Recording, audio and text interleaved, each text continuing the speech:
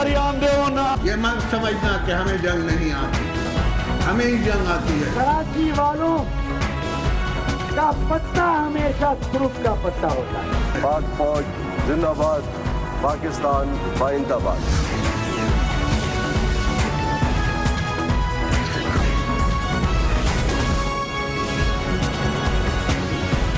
आप देख रहे हैं खबरों, तबसरों और तज्जियात पर मबनी पाकिस्तान का सबसे मोतबर न्यूज शो दुनिया, कामरान खान के साथ। अस्सलाम वालेकुम, मैं हूं कामरान खान। जमहूरियत का हुस्न ये होता है यहाँ पर मसाइल और आर्गूमेंट्स पार्लियामेंट में दिए जाते हैं। पाकिस्तान में ये मौका हर वक्त नहीं आता और इसकी कम आने की वजह यह है कि पाकिस्तान के अहम सियासी कायदीन पार्लियामेंट का रुख कम ही करते हैं।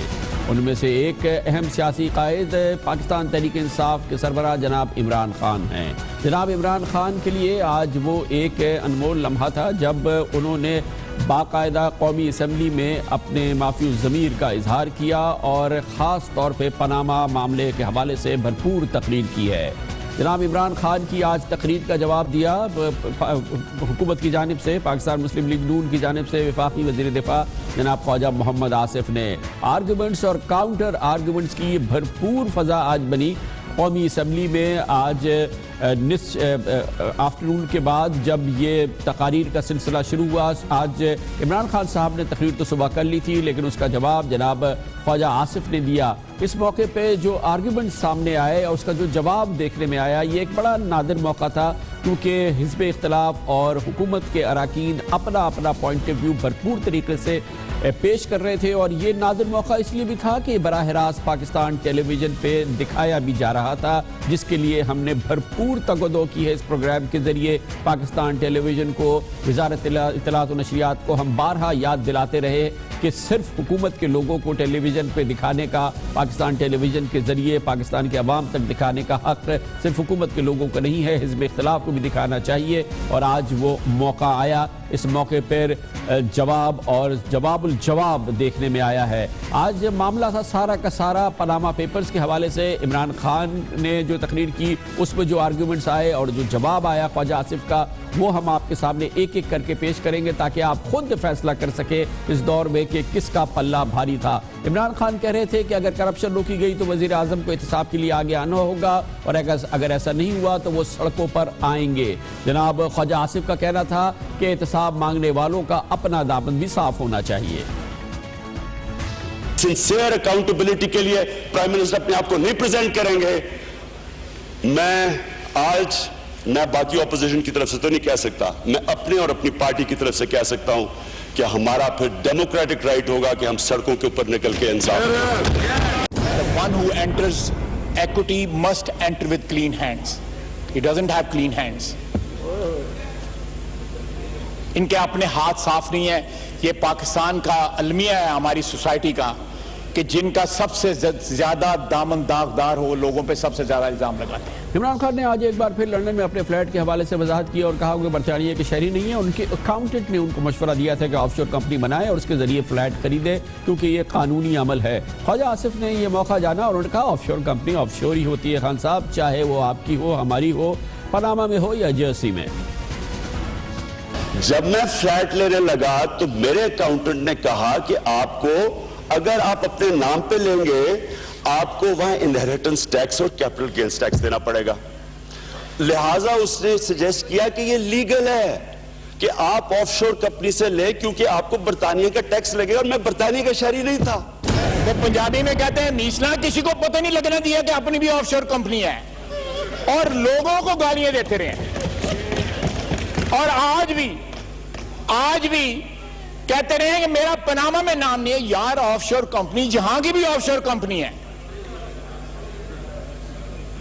जेड़े लाहौर पैड़े और पिशोर भी पैड़े, चाहे वो ऑफशोर कंपनी जो है चाहे पनामा में हो या ब्रिटिश वर्जिन आइलैंड में हो या जर्सी में हो या चैनल आइलैंड में हो। इमरान खान साहब कहते हैं कि जब हम धांधली की बात करें हम पर साजिशी का इल्ज़ाम लगा दिया जाता है। अगर हम पनामा पेपर्स पर सवाल करें तो हमला फिर cancer Shaukat Khanam cancer hospital पर कर दिया जाता है। ख्वाजा आसिफ ने कहा कि खैराती इदारे चलाने वाले सियासत से दूर रहते हैं। शौकत खानम को हमसे ज़्यादा नुकसान इमरान खान ने पहुँचाया।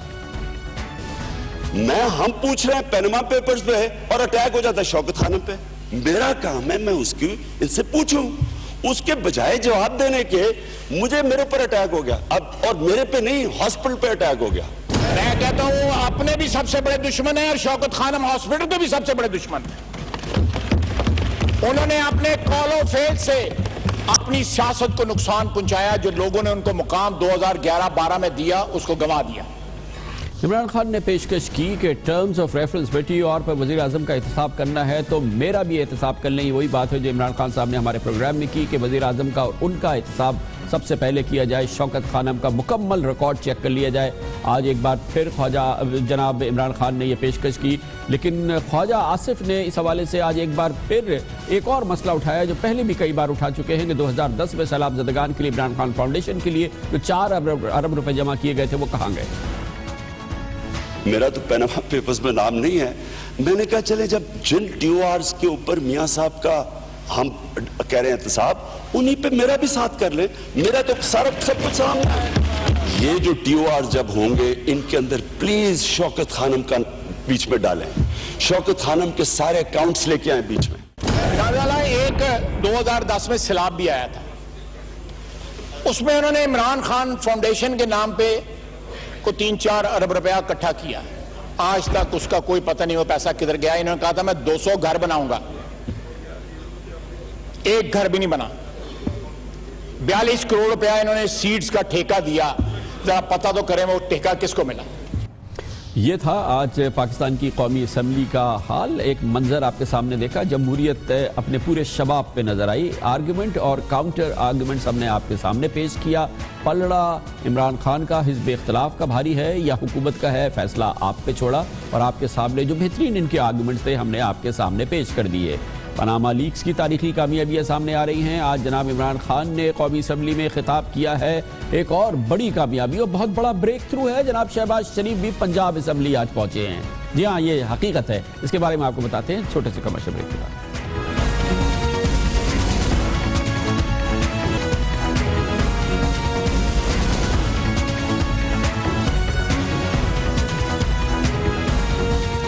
Welcome back. पनामा लीक्स के बहुत से फायदे भी हैं, बाज़ फायदे फौरी नजर आ रहे हैं, बाज़ मुस्तकबिल में नजर आएंगे। एक बड़ा फायदा हमने आपको वक्त से कबल बताया, जनाब इमरान खान ने आज पार्लियामेंट में एक और इजलास में शिरकत की और आज बाकायदा कौमी असम्बली में खिताब किया। ये पनामा लीक्स की कामयाबी है और एक बड़ा ब्रेक थ्रू आज आया है एक और असम्बली में, वो है पंजाब असम्बली, जहां पर पहुंचे पंजाब के वजीर आला जनाब शहबाज शरीफ, जहां वो बहुत ही कम जाते हैं, इंतहाई कम जाते हैं, मगर आज उन्होंने अपने आप को पेश किया पंजाब असम्बली के सामने, वहां तकरीर भी की। ये एक बहुत बड़ा गैर मामूली वाक़या है, बल्कि ब्रेक थ्रू है।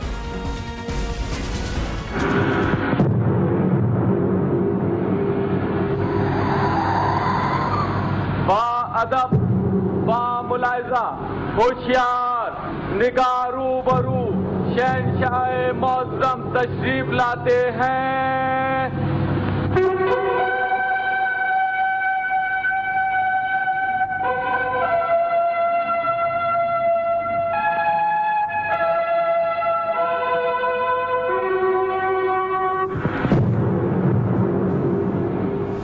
खैर मामूली वाक़या था, इसीलिए वज़ीर आला की असम्बली में तकरीर को पाकिस्तान टेलीविज़न ने बराह रास्त दिखाया, मौका फराहम किया तमाम दूसरे चैनल्स को कि ये बहुत अहम मौका है, इसे बराह रास्त दिखाया जाए। PTV ने दिखाया। ये होता नहीं है वज़ीर आला के साथ, ना ही कभी परवेज़ खटक के साथ हुआ है, ना सनाउल्लाह ज़हरी के साथ, ना सैयद कायब अली शाह के साथ, मगर आज जनाब शहबाज शरीफ की तकरीर बराह रास्त पाकिस्तान टेलीविज़न पर दिखाई गई। इसकी बड़ी वजह यह है कि हमें इसके लिए पार्लियामेंट की कारकर्दगी पर नज़र रखने वाली गैर सरकारी तंज़ीम फाफन के स्टैटिस्टिक्स को देखना होगा और उस हवाले से पंजाब असम्बली में पंजाब के वज़ीर आला जनाब शहबाज शरीफ की शिरकत का जायज़ा लेना होगा।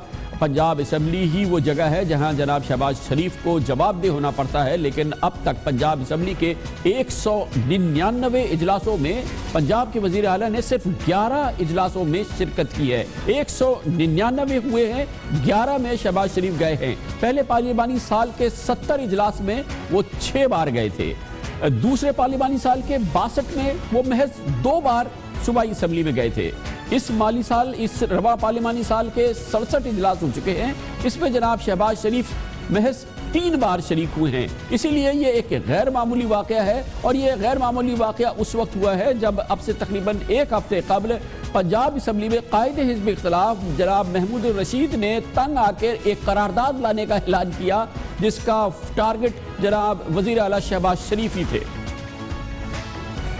ہم پنجاب اسمبلی کے اندر میاں شہباز شریف صاحب کی حاضری کے بارے میں آج قرارداد پیش کرنے لگے ہیں کہ وہ پچھلے میاں شہباز شریف صاحب کی حاضری پچھلا پورا سال وہ صوبائی اسمبلی کے اندر نہیں آئے. پتہ نہیں کن کاموں میں مصروف ہیں وہ اب ان کی بھاگ دوڑ کرنے سے یہ حکومتیں ان کی نہیں بچ سکتی. شہباز صاحب, وہ دور گزر گیا ہے.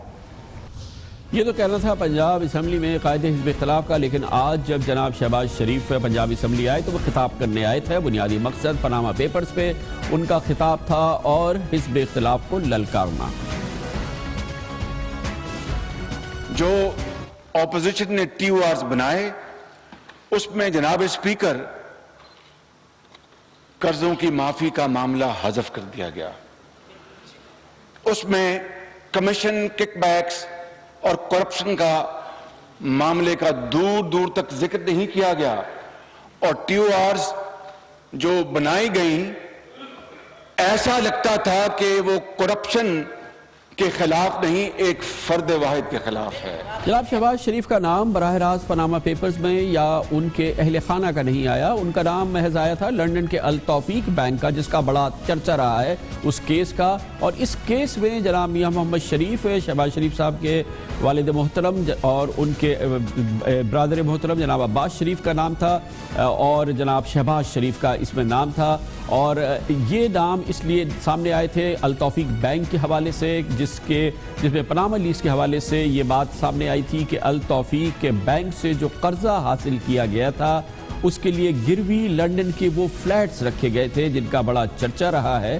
اور جب یہ بینک یہ فلیٹس گروی رکھے گئے تھے, اس کے بعد جب ڈیفالٹ ہو گیا تھا تو یہ فلیٹس جو تھے وہ ان کی قرقی ہو گئی تھی, جس کے بعد پھر ان کو قرضہ ادا کر کے یہ فلیٹ خالی کرائے گئے. اس میں براہ راست جناب شہباز شریف کا نام نہیں تھا, لیکن التوفیق بینک میں یہ فلیٹس رکھے گئے تھے ایز سیکیورٹی, ایز کولیٹرل. اس بینک میں التوفیق بینک میں حدیبیہ پیپر کے جن ڈائریکٹرز کا نام تھا اس میں جناب شہباز شریف کا نام تھا. اس حوالے سے جناب شہباز شریف اس معاملے میں پاناما پیپرز میں براہ راست ان کا نام کہیں نہیں آیا ہے, لیکن آج کا یہ واقعہ پنجاب اسمبلی میں ان کا تشریف لانا, اس حوالے سے ان کا خطاب کرنا, یہ ایک بہت ہی دلچسپ اور اہم واقعہ ہے. اس پر ہم بات کرتے ہیں, اور اس کے لیے ہمیں جوائن کیا ہے پاکستان کے ممتاز نامور سینئر صحافی دنیا نیوز سے وابستہ جناب سلمان غنی سے. بہت بہت شکریہ سلمان غنی صاحب. کیا وجہ ہے, شہباز شریف صاحب سے بڑی شکایت ہے, شاید عوام کو بھی ہوگی, حزب اختلاف کو بھی ہے, اور مجموعی طور پہ یہ کہ پنجاب اسمبلی میں تشریف نہیں لے جاتے شہباز شریف صاحب, اور 199 اجلاس پچھلے تقریباً 3.25 سال میں ہوئے ہیں. محض شہباز شریف صاحب 11 بار گئے, کیا وجہ ہے, کیوں وقت نہیں نکالتے وہ پنجاب اسمبلی کے لیے؟ کامران صاحب, ہمارا بڑا سیاسی المیہ یہی رہا ہے کہ پاکستان کی پولیٹیکل فورسز جب اپوزیشن میں ہوتی ہیں تو وہ پارلیمنٹ کی اہمیت اور حیثیت کی بات کرتی ہیں, لیکن جب وہ برس اقتدار آتی ہیں تو وہ جو جمہوری اقدار اور روایات کی بات کی جاتی ہے اس حوالے سے ان کا رول کوئی درست نہیں ہوتا. اور اس میں کوئی شک نہیں کہ پنجاب کے وزیر اعلیٰ بڑے متحرک نظر آتے ہیں, لیکن ان کی کیبنٹ کے اجلاس بھی بڑی تاخیر کے ساتھ ہوتے ہیں, اور خاص طور پہ پنجاب اسمبلی میں آنے سے ہمیشہ گریزاں رہے ہیں. اور میں سمجھتا ہوں یہ بڑا سیاسی المیہ ہے, اس پہ پاکستان کی پولیٹیکل فورسز کو اور پولیٹیشنز کو توجہ دینے کی ضرورت ہے, اور اپنا وہ مشاورت کا عمل انہیں وسیع کرنا چاہیے اپنی کیبنٹ کے ساتھ, اور کم از کم جن ایوانوں کی وجہ سے وہ اقتدار میں آتے ہیں ان ایوانوں کو مشاورت میں شامل کریں, اور وہاں سے وہ چونکہ طاقت حاصل کرتے ہیں لہٰذا ایوانوں کے اندر آ کے جو وہ بات کریں گے وہ صوبے کے عوام کو بھی اپیل کرے گی اور دنیا کو بھی اپیل کرے گی. اچھا سلمان غنی صاحب, یہی شکایت محترم میاں محمد نواز شریف صاحب سے بھی ہے, وزیر اعظم کی حیثیت سے بھی جو کابینہ کے انہوں نے اجلاس بلائے ہیں وہ انگلیوں پہ ہم گن سکتے ہیں پچھلے 2-2.5 سال کے اندر, اور پھر ان سے بھی بڑی زبردست شکایت یہ ہے کہ پارلیمنٹ میں وہ بالکل تشریف نہیں لے جاتے, مہینوں ہو جاتے ہیں پارلیمنٹ کا رخ نہیں کرتے. یہ بات صرف شہباز شریف صاحب تک مختص نہیں, یہ تو نواز شریف صاحب بھی نہیں جاتے.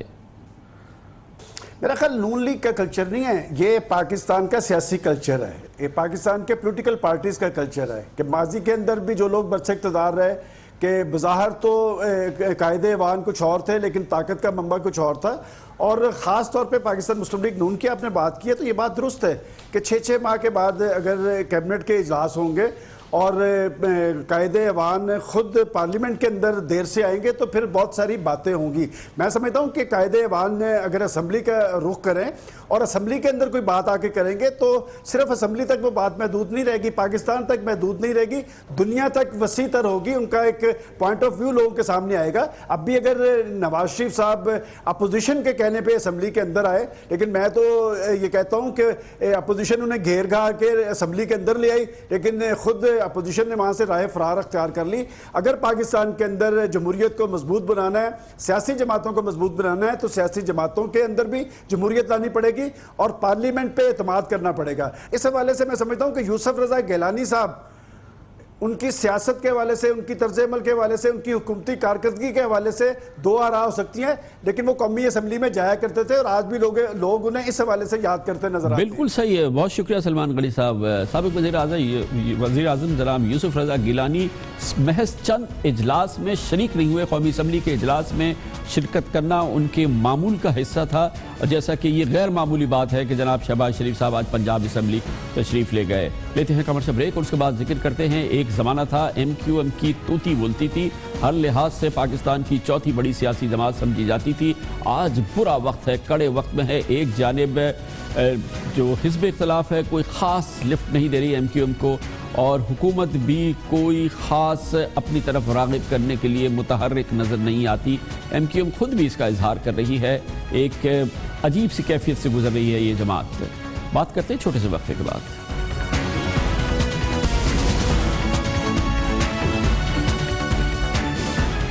Welcome back. متحدہ قومی موومنٹ اب بھی پارلیمنٹ میں چوتھی بڑی سیاسی جماعت ہے، لیکن اب اس کی وقت اس انداز سے نظر نہیں آتی جیسا کہ کبھی نظر آیا کرتی تھی۔ ایک زمانہ تھا، پچھلے دہائیوں پہ زمانہ رہا ہے جب پاکستان کے وزرائے اعظم یا متوقع وزرائے اعظم کے لیے یہ معمول کا عمل ہوتا تھا کہ وہ ایم کیو ایم کے مرکز 90 کا دورہ کرے اور وہاں سے آشیرواد حاصل کرے۔ لگتا ہے کہ وہ دن ہوا ہوئے۔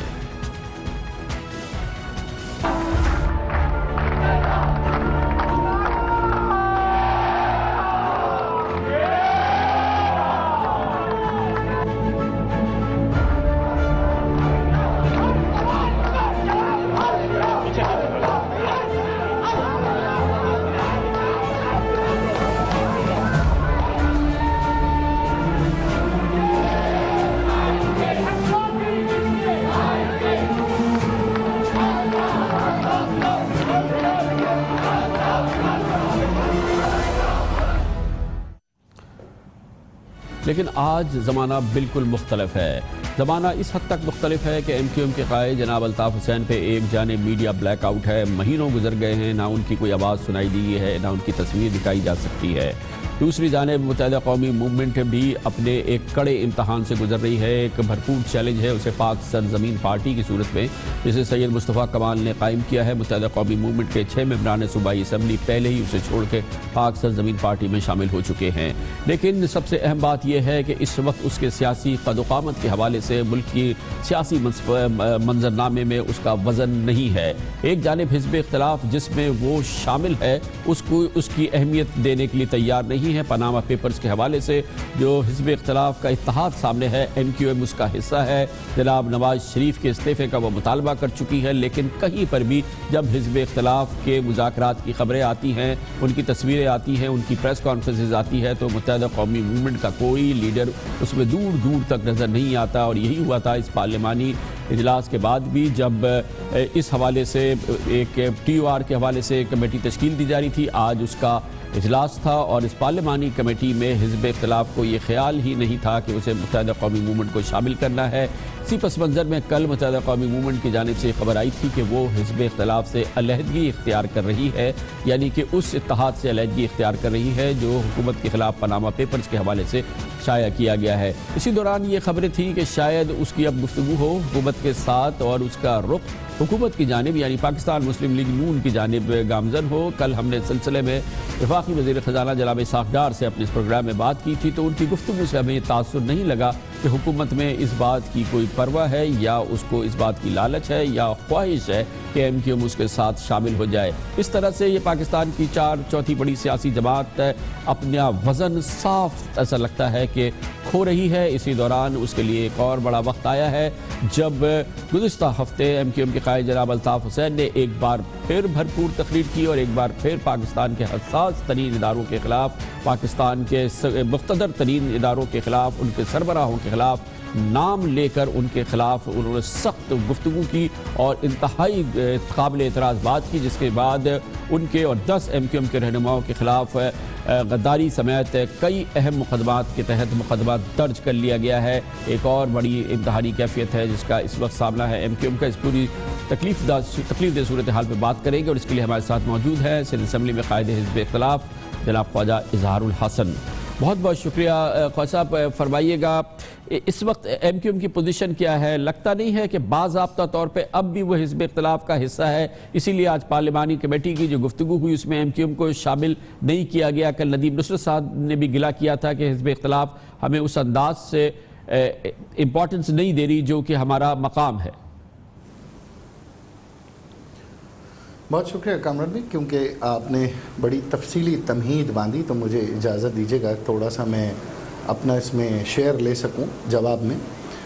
یہ بات آپ درست فرما رہے ہیں کہ میڈیا میں کچھ اس قسم کا تاثر ضرور ہے کہ ایم کیو ایم شاید اپنا وہ رول ادا نہیں کر رہی، لیکن میں ساتھ یہ بھی بات درست ہے کہ ایم کیو ایم کے مرکز 90 پر جس پر اتنے سنگین الزامات ہیں، وطن دشمنی کے الزامات ہیں اور دیگر الزامات ہیں جو شاید پاکستان کی تمام جماعتوں میں تقریباً یکساں طور پر یہ الزامات کہیں نہ کہیں موجود ہیں، لیکن اس کے باوجود ایم کیو ایم نے پچھلے 20 سال کے اندر جو پارلیمانی پالیٹکس میں یہاں پی ایم ایل این کے ساتھ بھی حکومت کی، پی ایم ایل کیو کے ساتھ بھی حکومت کی، پاکستان پیپلز پارٹی کے ساتھ بھی حکومت کی، اور ہماری جو اسٹیبلشمنٹ ہے خاص طور پہ جنرل پرویز مشرف کے دور میں بھی اس ملک کی خدمت کرنے میں ایم کیو ایم نے اپنا ایک بھرپور کردار ادا کیا۔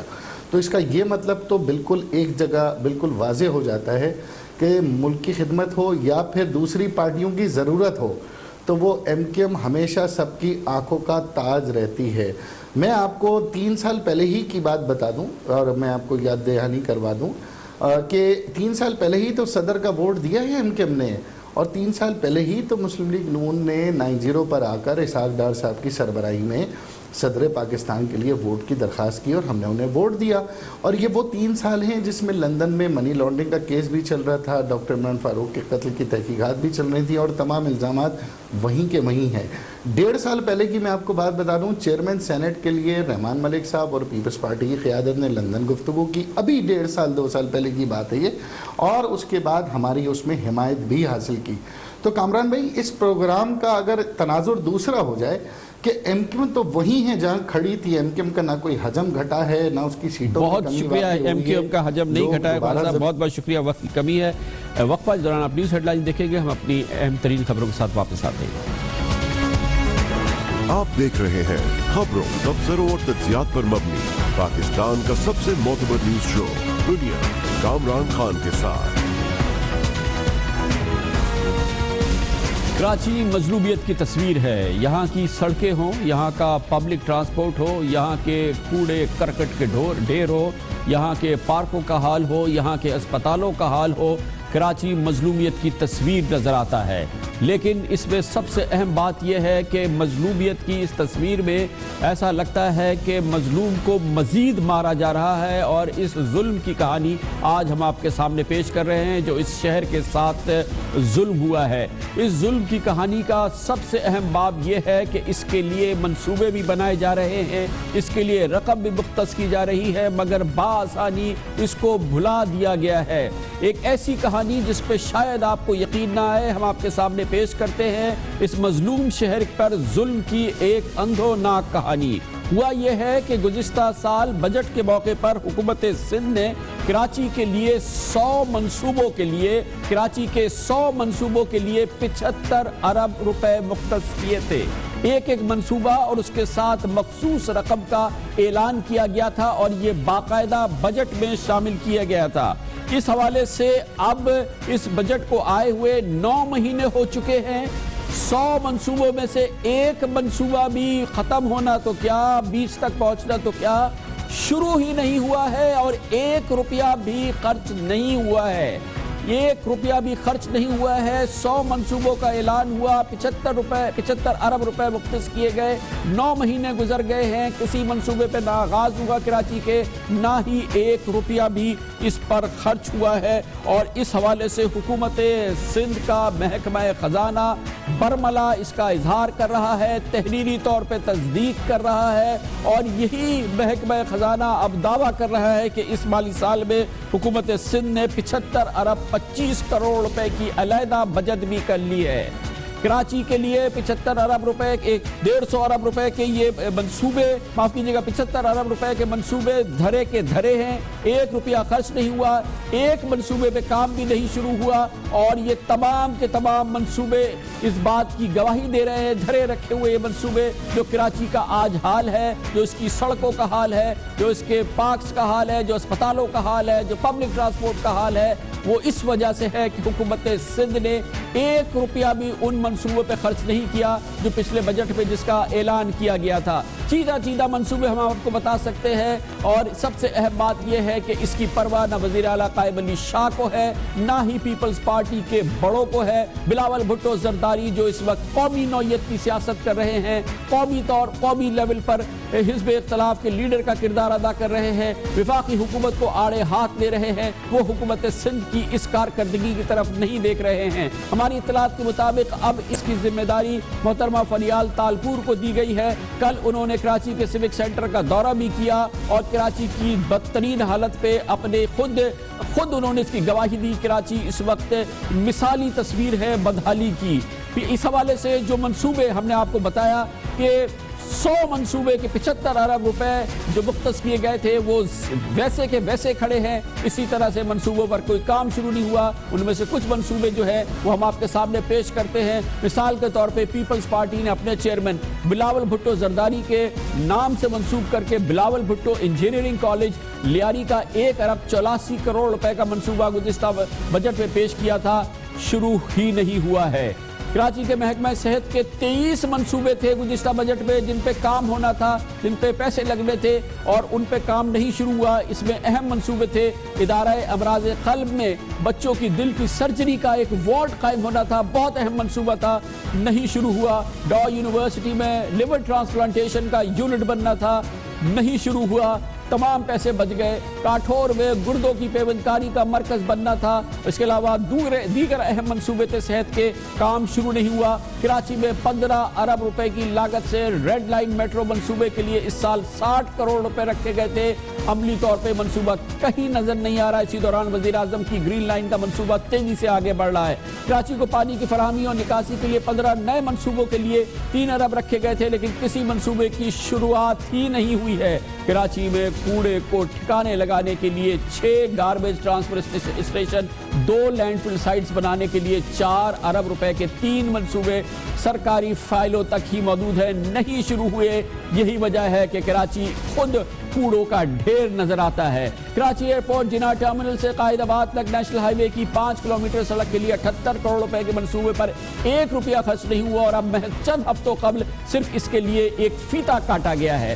کراچی کو حالیجی جھیل ٹھٹا سے پانی کی فراہمی کے لیے 6 ارب روپے سے نئی پائپ لائن کے منصوبے کے لیے اس سال 1 ارب روپے رکھے گئے تھے, 1 روپیہ بھی خرچ نہیں ہوا, اور یہ منصوبہ اپنی جگہ ویسا کا ویسے ہی کھڑا ہے. اس کے علاوہ اسی منصوبے میں سے نکال کے 62 کروڑ روپے اسٹریٹ لائٹس کے مبینہ فراڈی منصوبے میں بہا بھی دیے گئے ہیں. دھابی جی میں 1 ارب 62 کروڑ روپے کی لاگت سے نئے پمپنگ اسٹیشن کی تعمیر کے لیے 35 کروڑ روپے رکھے گئے تھے, لیکن 1 روپیہ بھی خرچ نہیں کیا گیا, اور اسی وجہ سے دھابی جی سے پانی کی سپلائی شدید مسائل کا شکار ہے. اس کے علاوہ منصوبہ تھا کراچی کے شاہین کمپلیکس IH چندری گڑھ روڈ پر فلائی اوور کی تعمیر کے لیے 53 کروڑ روپے 60 لاکھ کا منصوبہ رکھا گیا تھا, لیکن 20 لاکھ روپے جاری ہوئے. اس میں سے کہیں 1 روپیہ بھی خرچ ہوا نظر نہیں آتا, دور دور تک وجود نہیں ہے اس فلائی اوور کا شاہین کمپلیکس پر. کراچی میں پانی کے بڑے منصوبے K4 کی لاگت کا تخمینہ 25 ارب سے بڑھ کے کہاں تک پہنچ چکا ہے, 25 ارب تک پہنچ چکا ہے. اس منصوبے کے لیے رواں مالی سال کے صوبائی بجٹ میں 2.5 ارب روپے رکھے گئے تھے، جن میں سے 62 کروڑ روپے جاری ہوئے ہیں، اور مگر منصوبہ ابھی شروع ہونے سے دور ہے۔ کراچی میں جاری کئی منصوبوں کو جو اس سال بھی نظر انداز کر دیا گیا، وہ منصوبے جو گزشتہ سالوں سے چل رہے ہیں مگر ختم ہونے کو نہیں دیتے۔ اس میں جام صادق پل کی مرمت ہے، ڈولی مار انٹرسیکشن فلائی اوور کی تعمیر ہے، جناح اسکوائر سے سعود آباد مریر 15 تک 4 کلومیٹر روڈ کی تعمیر ہے، کورنگی نمبر 5 سے 8 تک سڑک کی تعمیر کے دوسرے حصے کی تعمیر ہے، گرو منظر سے سنجانی ٹاؤن تک کیمروں کی تنصیب ہے، KMC اسکولوں کی اپ گریڈیشن ہے، پارکس اور کھیل کے میدانوں کی تزئین آرائش اور مرمت کے لیے بجٹ میں اربوں روپے رکھے گئے ہیں، لیکن باغ ابن قاسم ہمارے کئی پروگراموں کے باوجود عبرت کی تصویر ہے، اسی طرح سے جھیل پارک عبرت کی تصویر ہے، اسی طرح سے بے نظیر بھٹو پارک عبرت کی تصویر ہے، اور اس کے لیے جو کچھ رکھا گیا ہے جو ایک تو توجہ نہیں ہے، اس کے علاوہ پھر جو منصوبے بنائے گئے ہیں اس پر توجہ نہیں ہے، اور پھر اس کے لیے جو رقم مختص کی گئی ہے اس تک کو خرچ نہیں کیا گیا ہے، اور اس پوری صورتحال کی بدترین تصویر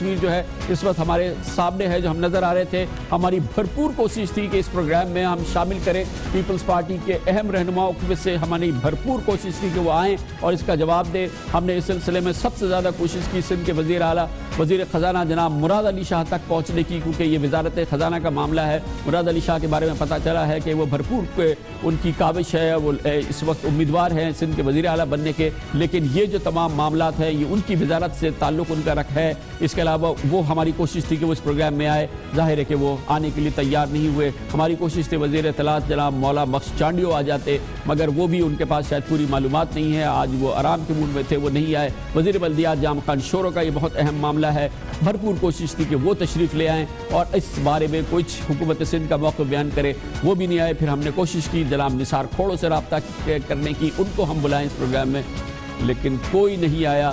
قصہ مختصر یہ ہے کہ کراچی کا آپ حال دیکھ لیں، کراچی شہر کی تباہی دیکھ لیں، اور آپ یہ خبر سن لیں کہ کراچی کی جو یہ تباہی ہے اس میں ایک اور بڑی ظلم کی بات یہ ہے کہ حکومت سندھ نے گزشتہ سال 100 منصوبے بنائے تھے، 75 ارب روپے رکھے تھے، اس میں سے کچھ خرچ نہیں کیا گیا، کوئی منصوبہ شروع نہیں کیا گیا۔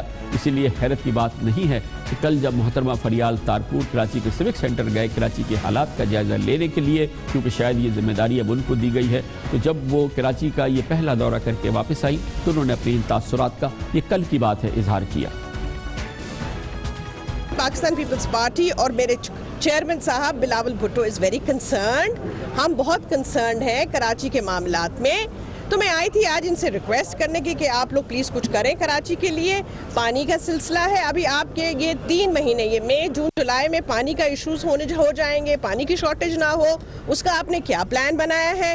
ہیٹ ویو آئی ہوئی ہے، اس کا آپ نے کیا پلان بنایا ہے؟ گاربیج ہر جگہ پڑا ہوا ہے، روز ٹی وی آپ لوگ ٹیلی ویژن پہ روز دکھا رہے ہیں، اس کا آپ کیا پلان بنا رہے ہیں؟ وہ ہم ان سے لینے آئے تھے ایک بریفنگ، منسٹرز کو ساتھ، منسٹر سے بھی میں نے ریکویسٹ کی تو منسٹر صاحب نے کہا کہ آپ میرے ساتھ چلیں، اور چل کے آپ بیٹھے میٹنگ میں ہمارے ساتھ، تو میں ان کے ساتھ میٹنگ میں بیٹھنے آئی ہوں۔ یہ بھی سوال پوچھ لیں محترمہ فریال تالپور کے گزشتہ سال آپ نے 100 منصوبے کراچی کو دینے کا بہرحال فیصلہ کیا تھا، اس کے لیے 75 ارب روپے مقصد کیے گئے تھے۔ یہ 100 منصوبے کہاں ہیں؟ وہ منصوبے جو اس سے پہلے سال شروع ہوئے تھے وہ کہاں ہیں؟ اس سے پہلے جو منصوبے شروع ہوئے تھے وہ کہاں ہیں؟ تو محترمہ بے نظیر بھٹو پارک کا یہ حال کیوں ہے؟ باغ ابن قاسم کا یہ حال کیوں ہے؟ وہ پبلک ٹرانسپورٹ کے منصوبے جو میٹرو لائن سے حکومت نے بنانی ہے وہ کہاں ہے؟ نواز شریف کی میٹرو لائن تو اس وقت بہت تیزی سے آگے بڑھ رہی ہے، یہ اس شہر کا حشر یہ ایسا کیوں ہے؟ حکومت سندھ کی یہ عظیم ترین نااہلی، اس پر ہم بات کریں گے، اس کے لیے ہمارے ساتھ موجود ہیں ہمارے نمائندے خصوصی اختیار کھوکر۔ بہت ہی اہم بات ہے اختیار کھوکر صاحب، اس میں کوئی شک نہیں ہے، وزارت خزانہ خود اپنی دستاویز میں یہ بات کہہ رہی ہے کہ یہ 100 منصوبے تھے، اس کے لیے 75 ارب روپے خرچ کیے گئے تھے اور اس پہ 0 لاگت آئی ہے۔ جی کامران صاحب، یہ رپورٹ محکمہ خزانہ نے سندھ اسمبلی کے ایوان میں پیش کی ہے۔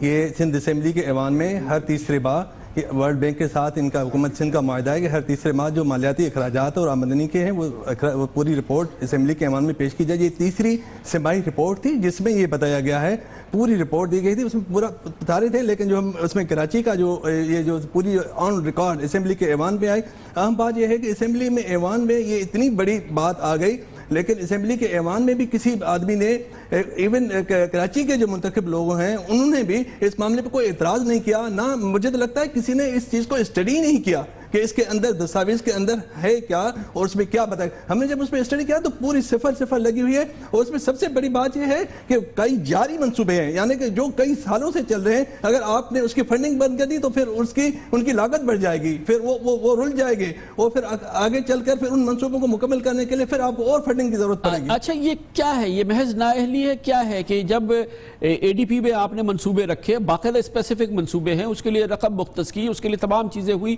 تو نہ شروع ہونے کی کیا وجوہات کیا ہیں, یا کوئی گورننس نہیں ہے, کوئی احوال نہیں ہے, کوئی پوچھنے والا نہیں ہے, کیا ہے اس میں خان صاحب دو تین چیزیں ہیں. ایک تو یہ ہے کہ ایک تو لاوارسی ہے, کراچی شہر کی جو لاوارسی ہے وہ سب سے بڑا مسئلہ ہے, کہ یعنی کوئی والی وارث اگر نہ ہو تو پھر اس سے پوچھنے والا کوئی نہیں تھا. دوسری بات اس میں یہ ہے کہ آپ نئے منصوبے اس میں شامل کر دیے جاتے ہیں. محکموں کی نااہلی یہ ہے کہ نئے منصوبے بجٹ میں رکھے گئے, اعلان کیے گئے, لیکن کسی کا یعنی کہ اس میں آپ سمجھیں 60% منصوبے وہ ہیں جن کا PC1 ہی نہیں بنایا گیا, نہ ہی ان کی PDWP اور متعلقہ فارم سے ان کی منظوری ہوئی. جب منظوری نہیں ہوئی, نہ بنے گئے, تو پھر ان کے لیے رقم کیسی جائے. اور دوسری بات یہ ہے کہ ان رقم میں جیسے آپ دیکھیں گے وہ جو پانی کا منصوبہ 6 ارب روپے کا جو حالیجی لیک سے آنا تھا, اس کے 1 ارب روپے رکھا گیا. وہ street light, solar street light جو مکمل طور پہ ایک فراڈ منصوبہ ہے, وہاں سے نکال کر ان کو دے دیا. تو ایک پیسے کا استعمال جو ہے, یہاں صرف اس طرح پیسے کا استعمال کیا جاتا ہے کہ جہاں مفاد ہوتا ہے حکمرانوں کا تو وہاں سے زیادہ فنڈ دیے جاتے ہیں, جہاں مفاد نہیں ہوتا تو پھر ان منصوبوں کو چھوڑ دیا جاتا ہے.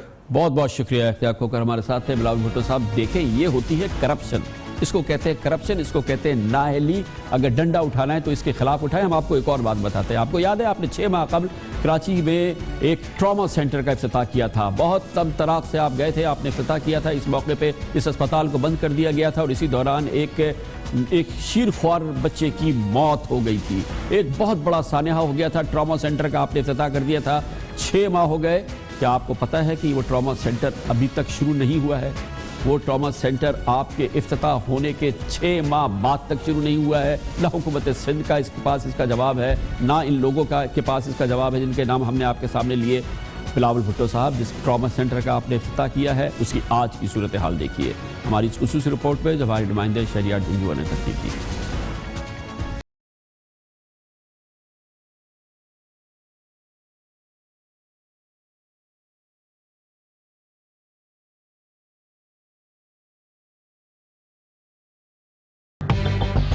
کراچی میں ملک کے سب سے بڑے ٹراما سینٹر کا سنگ بنیاد 2009 میں رکھا گیا.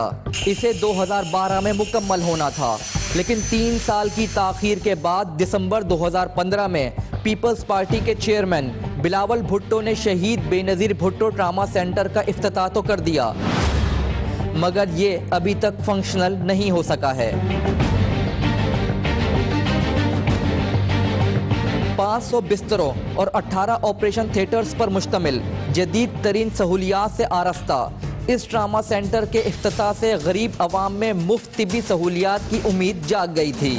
لیکن افسوس کہ 6 ماہ گزر جانے کے باوجود ایک بھی مریض یہاں سے فیض یاب نہیں ہو سکا. غریب کیا کر سکتے ہیں, غریب تو کوئی آواز بھی اٹھائے گا, اس کی آواز کوئی سننے والا کوئی نہیں. جب اس کو شروع کرا ہے تو اس کو پورا کرا جائے, کیونکہ یہاں پہ مریضوں کو اتنی پریشانی ہے. یہ بنانے کا کیا فائدہ, بنایا غریبوں کا کام ہونے کے لیے, تو بلاول صاحب کو یہ چالو کرنا چاہیے. ٹراما سینٹر میں علاج معالجے کے لیے تمام اہم آلات اور مشینری نہ صرف پہنچ چکی ہے بلکہ نصب بھی کی جا چکی ہے, لیکن اس مشینری کو چلانے کے لیے ڈاکٹرز اور دیگر عملہ موجود نہیں, جبکہ الیکٹریکل, پلمبرنگ, نیٹ ورکنگ اور دفاتر کی تعمیر جیسے بنیادی کام ابھی تک کیے جا رہے ہیں. ہیومن ریسورس ہم نے اپوائنٹ کرنا شروع کیا ہے, اور اس میں کافی اسپیشلسٹ بھی ہم نے اپوائنٹ کر دیں, کچھ اور اس کے علاوہ ڈاکٹرز اور کچھ اسٹاف کیا ہے. نرسز کا ابھی بھی ہمیں پرابلم ہے, ہمارے پاس 300 سیٹس ہیں, اور لیکن اس کے 2500 اپلیکنٹس ہیں. تو ابھی ہم نے وہ NTS کو کہا ہوا ہے ٹیسٹ لینے کو. 23 مئی کو ان کی آخری ڈیٹ ہے اپلیکیشنز لینے کی, جو ہمارے پاس آ چکی تھیں وہی اپلائی کر سکتے ہیں, اور اس کے بعد جو ہے ان کی بھی ریکروٹمنٹ ہو جائے گی.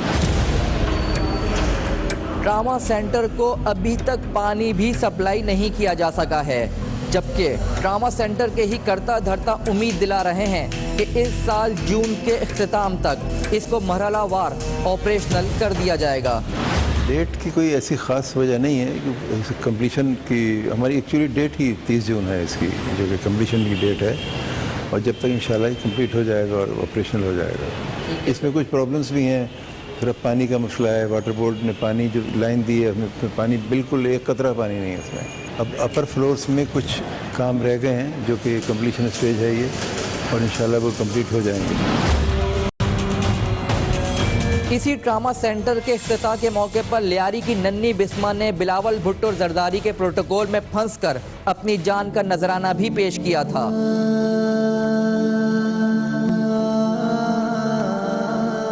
بڑے بڑے منصوبوں کا افتتاح کر کے پسے پشت پر ڈال دینا ہمارے حکمرانوں کا خاصہ ہے. شہید محترمہ بے نظیر بھٹو کے نام سے تعمیر کیا جانے والا ملک کا سب سے بڑا یہ ٹراما سینٹر اس کی زندہ مثال ہے. کیمرہ مین مرسلین احمد کے ساتھ پروگرام دنیا کامران خان کے ساتھ کے لیے محمد شہریار، کراچی. اگر یہ احوال بھی، یہ حالت بھی بلاول بھٹو زرداری کو اس بات پر مجبور نہیں کرتے کہ وہ اٹھ کھڑے ہوں. یہ صورتحال بھی کراچی کے منصوبے، یہ ٹراما سینٹر کا حال، یہ 75 ارب روپے کے منصوبے، 100 منصوبے، 1 انچ کام آگے نہیں بڑھا. اس پر بھی بلاول بھٹو زرداری اگر کھڑے ہونے کے لیے تیار نہیں، محترمہ فریال تارپور کھڑے ہونے کے لیے تیار نہیں، تو پھر اللہ ہی حافظ ہے. لیتے ہیں کمرشل بریک اور اس کے بعد ذکر کریں گے جناب آصف علی زرداری سرخرو ہوئے ہیں. پاکستان پیپلز پارٹی کی سیاست ایک بار پھر چھا گئی ہے. یہ سب کچھ کیا ہوا ہے، کیا ماجرا ہے؟ جی یہ منصوبے اس کی وجہ نہیں ہے، یہ ٹراما سینٹر کے حال اس کی وجہ نہیں ہے، یہ ہے کھلی اور بھرپور سیاست ہے. یہ کیسے رنگ دکھاتی ہے یہ دکھاتے ہیں ہم آپ کو ایک وقفے کے بعد.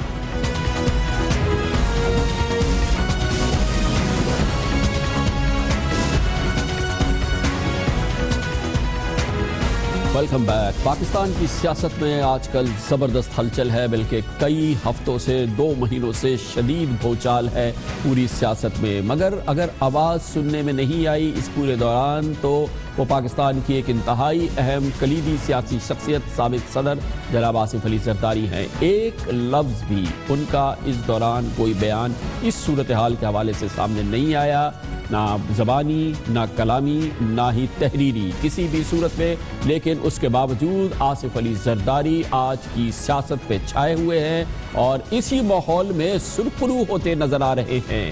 ایک جانب وہ خود سرخرو ہو رہے ہیں، دوسری جانب ان کی پاکستان پیپلز پارٹی کی میں ایک نئی جان پڑ چکی ہے. حزب اختلاف کی سب سے اہم سیاسی جماعت کی حیثیت سے سامنے آ چکی ہے. وہ لوگ جو جناب آصف علی زرداری پہ الزام لگاتے ہوئے تھکتے نہیں تھے، اب اس بات کا ذکر کبھی نہیں کرتے، بلکہ ان کے کلیدی سیاسی دشمن ان کے ساتھی بننے کے لیے تیار ہیں، ان کی پشت پہ کھڑے ہونے کے لیے تیار ہے. حکومت ان کے نام نہیں لیتی، ان کے خلاف جو اس کے دعوے تھے ان کے حوالے سے کوئی پیش رفت کرتی نظر نہیں آتی.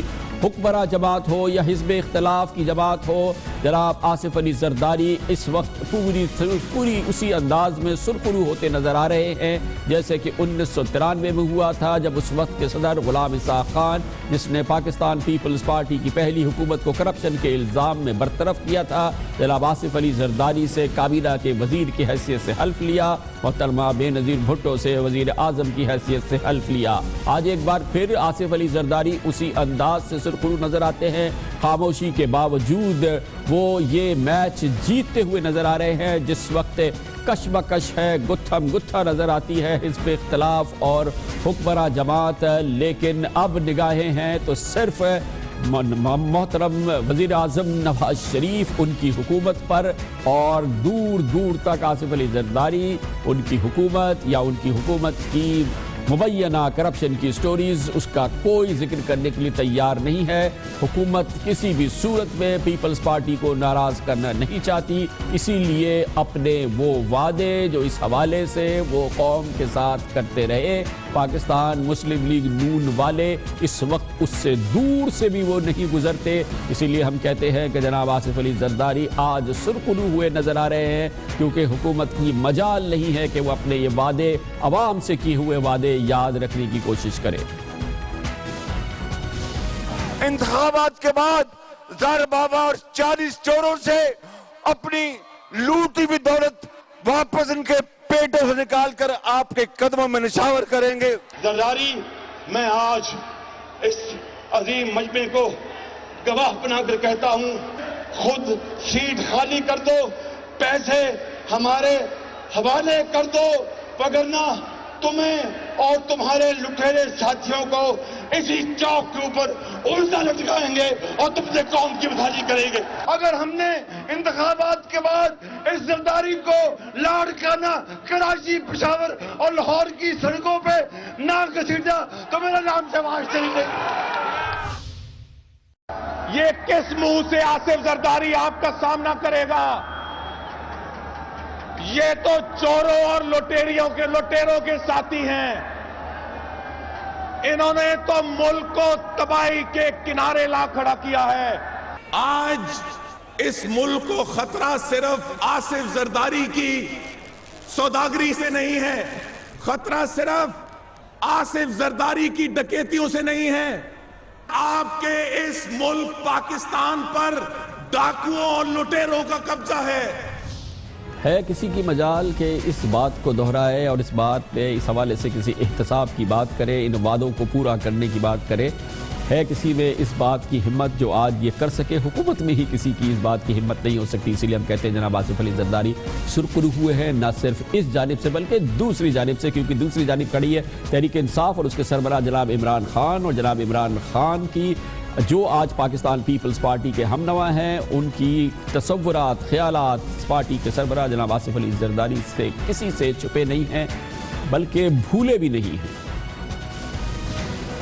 $60 मिलियन आसिफ जरदारी का स्विट्जरलैंड में गया, कैसे गया पैसा?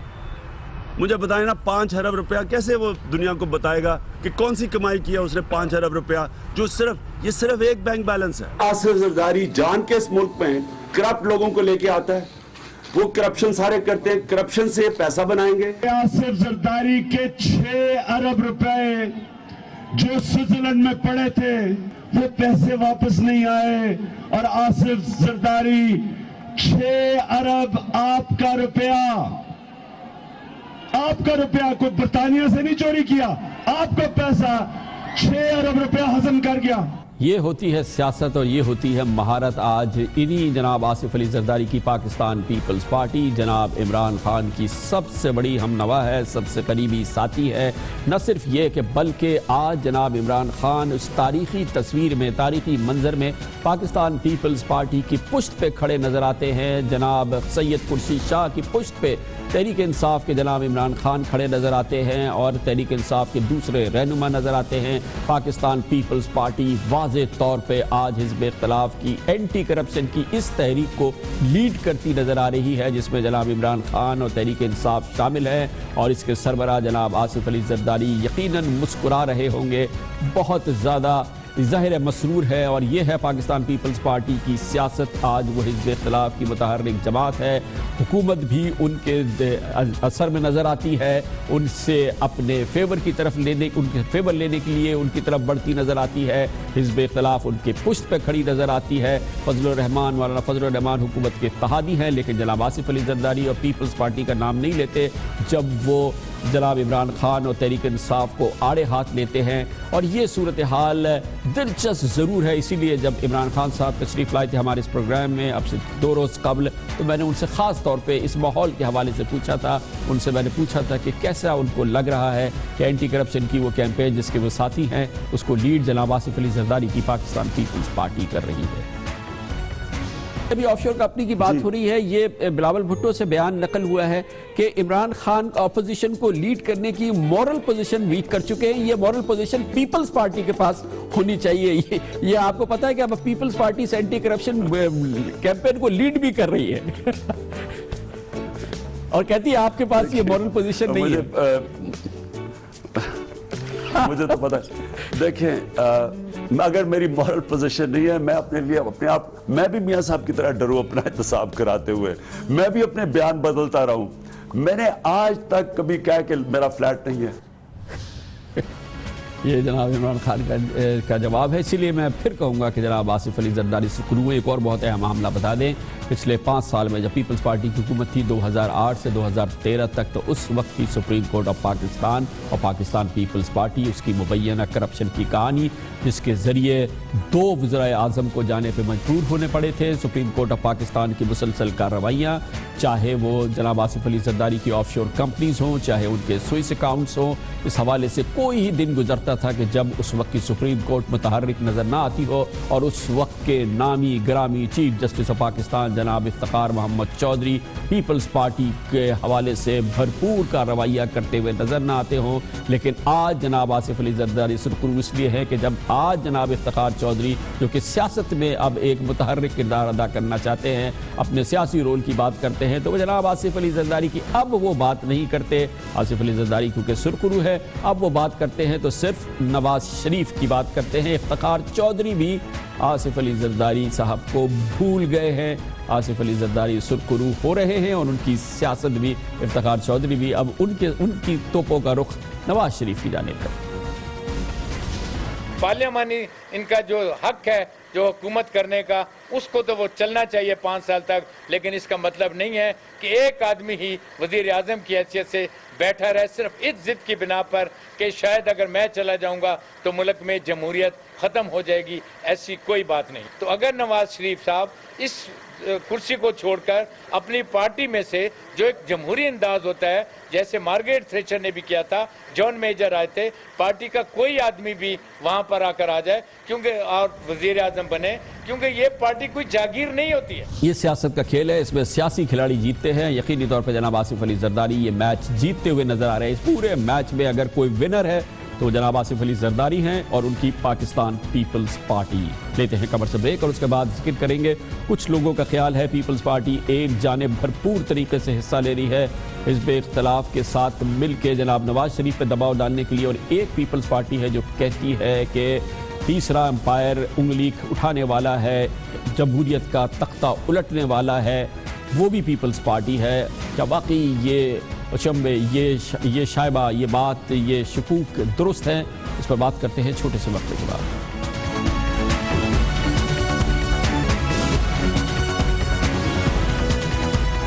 آج دن میں 2 مرتبہ جناب عمران خان نے کہا کہ اگر حکومت نے پاناما پیپرز کے حوالے سے حزب اختلاف کے مطالبات تسلیم نہیں کیے تو کوئی جماعت ان کے ساتھ آئے نہ آئے، تحریک انصاف سڑکوں پر نکلے گی. پہلی بار انہوں نے یہ بات کہی آج قومی اسمبلی کے فلور پر، دوسری بار انہوں نے یہ بات کہی آج مظفر آباد میں جلسہ عام سے خطاب کرتے ہوئے. 2 بار جناب عمران خان نے آج چند گھنٹوں کے اندر یہ بات کی کہ تحریک انصاف تیاری کر رہی ہے کہ وہ سڑکوں پر آئے، حکومت پر دباؤ ڈالے اور جناب نواز شریف کو استعفے پر مجبور کرے.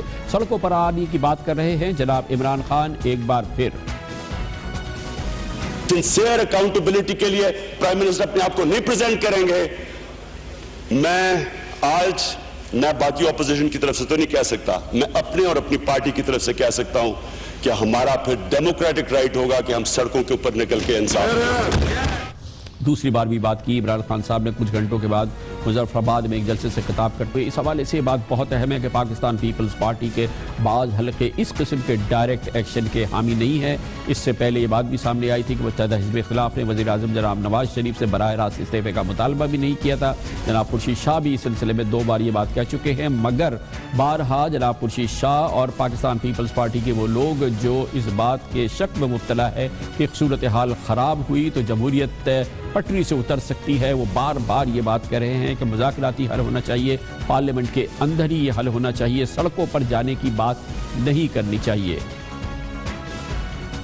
اپوزیشن نے آج تک اس بات کو ترجیح دی ہے کہ جو مسئلہ ہے ڈائلاگ کے تھرو اس کو حل کیا جائے، بات چیت کے تھرو اس کا حل کیا جائے، پارلیمنٹ کے اندر بیٹھ کے مسئلے کا راستہ نکالا جائے، کیونکہ جمہوریت سسٹم جو ہے ہم سب کی بقا اس میں ہے.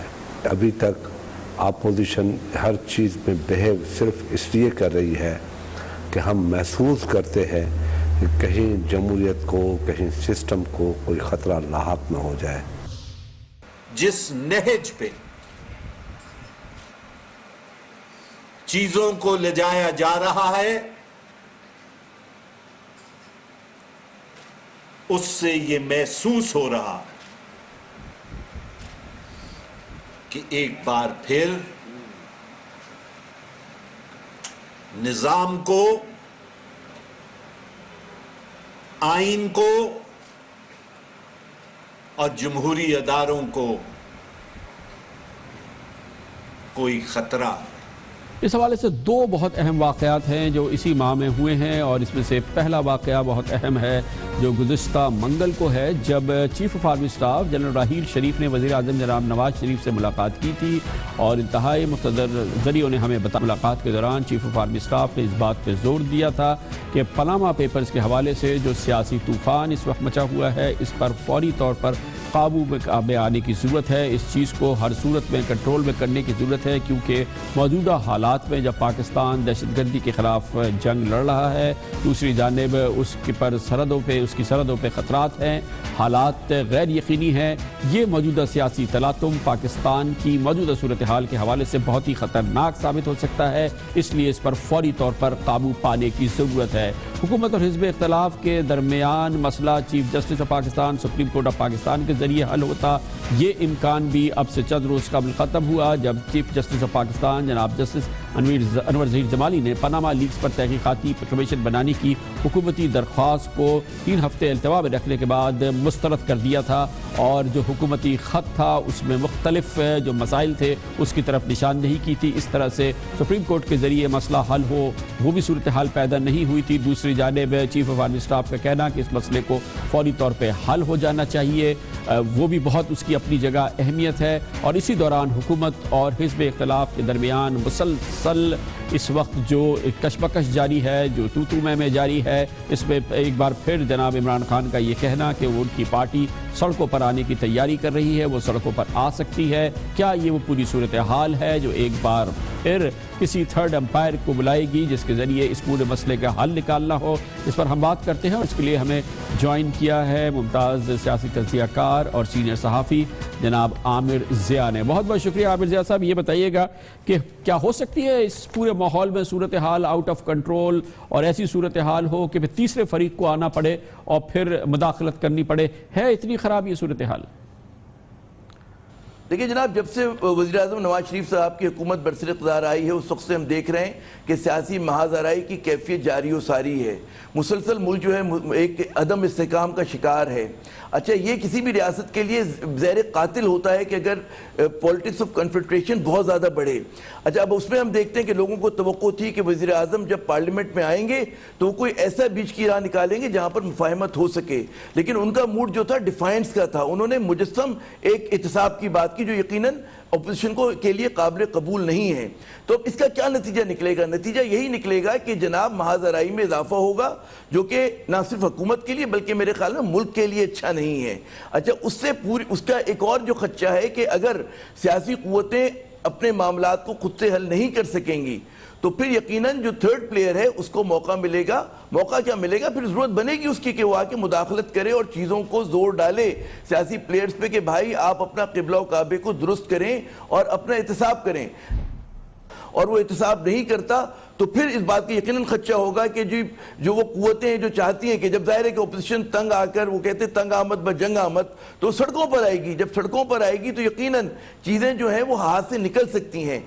تو میرے خیال میں جتنا جلد ریزالو ہو اور آئین کے تحت ہو، اگر نہیں ہو سکے گا تو پھر ایکسٹرا کانسٹیٹیوشنل کی بات کو ہم خارجی امکان نہیں قرار دے سکتے۔ اس کی خود کتنی امپورٹنس ہے کہ چیف آف آرمی اسٹاف نے پرائم منسٹر سے جو اپنی ملاقات ہوئی تھی اس میں باور کرایا تھا اس بات کا اس پاناما پیپرز کے معاملے کا فوری طور پہ حل ڈھونڈا جائے، کیونکہ یہ ملک کی سلامتی کے حوالے سے ایک خطرناک عمل ہے جو اس وقت ملک منتشر ہے جس انداز میں۔ دیکھیں، جو راحیل شریف صاحب نے بات کی، بات یہ ہے کہ پورے ملک میں تشویش ہے، اور ظاہر ہے کہ جب ہم صحافیوں کو اتنی تشویش ہے، ایک عام آدمی کو بہت تشویش ہے، تو فوج کا ادارہ تو بہت زیادہ باخبر ادارہ ہے، اس کو پتہ ہے کہ جی کہاں پر کیا مسئلہ ہے۔ تو ظاہر ہے کہ انہوں نے جب وہ حکومت پہ یہ زور ڈال رہے ہیں، وہ کیا زور ڈال رہے ہیں؟ وہ یہ زور ڈال رہے ہیں کہ کسی طرح سے بھی آپ یہ جو تضاد پیدا ہو گیا اس کو حل کریں، اور اچھی طرح سے حل کریں تاکہ جو وہ ہے جمہوریت کی گاڑی جو ہے وہ اپنی اس پہ ریل پہ چلتی رہے. اچھا ایک زمانے میں آپ دیکھیں کہ بہت زیادہ بات ہوتی تھی کہ جی فوج کے اندر بدعنوانی اگر ہوتی ہے تو کیا ہوتا ہے, تو راحیل شریف صاحب نے سب سے پہلے خود احتسابی کر کے یہ ثابت کر دیا کہ فوج کتنی سنجیدہ ہے چیزوں کو درست کرنے میں.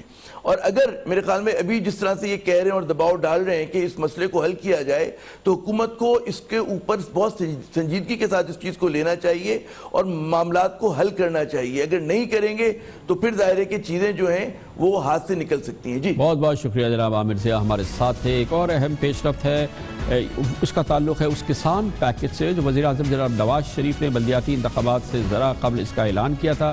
اس کا سپریم کورٹ آف پاکستان نے نوٹس لیا ہے. اس حوالے سے چند اہم observation supreme court of Pakistan کی گزشتہ ہفتے سامنے آئی تھی اور آج پھر سپریم کورٹ کی وہ بینچ جس میں جناب جسٹس اعجاز افضل, جسٹس فائز عیسیٰ شامل ہیں, آج اس 2 رکنی بینچ نے وزیر اعظم کے کسان پیکج کی ایک بار پھر سماعت کی ہے. اس میں کہا گیا ہے کہ وزیر اعظم جناب نواز شریف نے جب پچھلے سال 15 ستمبر کو ملک بھر کے کاشتکاروں کے لیے 341 ارب روپے کے کسان پیکج کا اعلان کیا تھا. اس حوالے سے چند اہم سوالات آج پھر سپریم کورٹ آف پاکستان میں پوچھے گئے ہیں. آج کی سماعت کے دوران جسٹس قاضی فائز عیسیٰ نے ریمارکس دیے کہ وزیر خزانہ کسان پیکج کو پارلیمنٹ میں کیوں نہیں لے کر آئے. قومی اسمبلی نے کسان پیکج کی سبسڈی کی منظوری نہ دی تو پھر کیا ہوگا. سبسڈی کے اربوں روپے بانٹ دیے گئے ہیں, اتنی جلدی ترقیاتی منصوبوں پر کام کیوں نہیں ہوتا. قوم نے منتخب پارلیمنٹ کو عوام کے پیسے کا محافظ مقرر کیا ہے. یہ کہنا تھا جسٹس قاضی فائز عیسیٰ نے. انہوں نے کہا جب آپ نے معاملات پارلیمنٹ میں نہیں لانے ہوتے تو پارلیمنٹ کو تالا لگا دے. جسٹس قاضی فائز عیسیٰ کے بہت اہم ریمارکس ہیں کسان پیکج کے حوالے سے.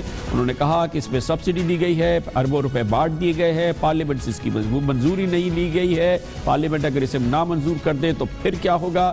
اس سے پہلے بھی اب سے 5 روز قبل سپریم کورٹ نے اسی کیس کے دوران سماعت کی تھی اور اس دوران بھی جسٹس قاضی فائز عیسیٰ نے حکومت سے پوچھا تھا کہ کیا آئین میں وزیر اعظم کے اس طرح کے ثواب دیدی فنڈ کا ذکر ہے. وزیر اعظم اس طرح سے ثواب دیدی فنڈ استعمال کر سکتے ہیں.